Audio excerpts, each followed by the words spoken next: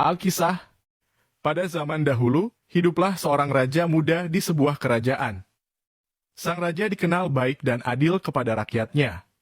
Namun karena masih muda, ia mengangkat seorang penasihat, guna membantunya membuat keputusan yang lebih bijak dan tepat. Sang penasihat adalah orang yang baik, soleh, dan sangat bijaksana.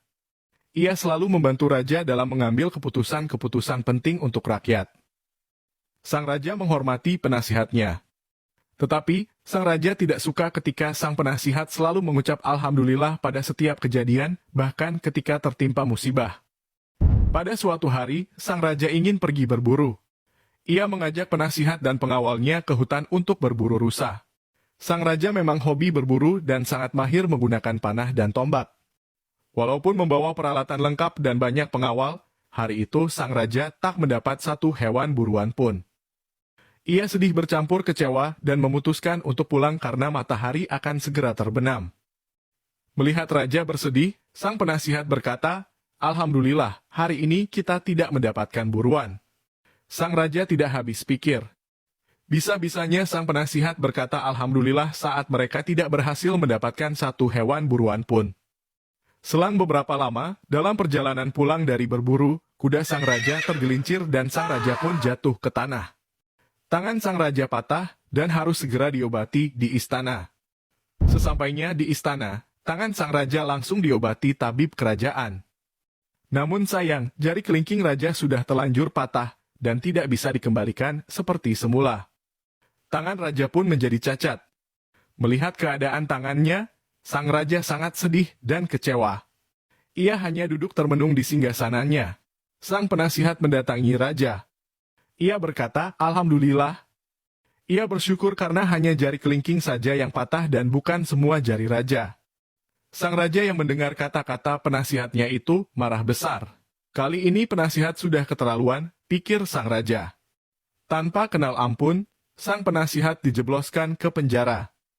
Di dalam penjara, sang penasihat lagi-lagi berkata, Alhamdulillah, aku masuk penjara. Beberapa tahun berlalu, sang raja kembali ingin berburu. Ia pun membawa rombongan istana dan pengawalnya masuk hutan lebat untuk berburu rusa.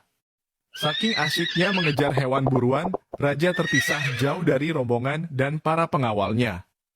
Sang raja tersesat dan tak tahu jalan pulang. Tiba-tiba, raja ditangkap suku pedalaman hutan. Ia diikat dan dibawa menuju pemukiman suku hutan itu. Suku hutan ini terkenal gemar mempersembahkan nyawa manusia kepada Tuhannya. Setiap tahun, mereka menangkap manusia di hutan untuk dijadikan tumbal perayaan tahunan mereka. Tahun ini, mereka menangkap beberapa manusia dan salah satunya adalah sang raja. Mereka memeriksa satu persatu manusia yang akan dipersembahkan. Ketika memeriksa raja, mereka kecewa lantaran mendapati jari raja cacat dan tidak sempurna. Mereka pun terpaksa melepaskan sang raja karena tidak layak dijadikan persembahan bagi Tuhan mereka. Sang raja benar-benar bahagia dan bersyukur karena tidak jadi dibunuh. Ia seketika teringat akan kata-kata penasihatnya yang selalu mengucap Alhamdulillah. Sekembalinya ke istana, sang raja langsung memerintahkan pengawal istana untuk membebaskan sang penasihat.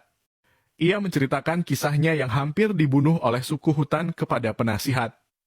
Ia benar-benar bersalah kepada penasihat dan berharap sang penasihat sudi memaafkannya.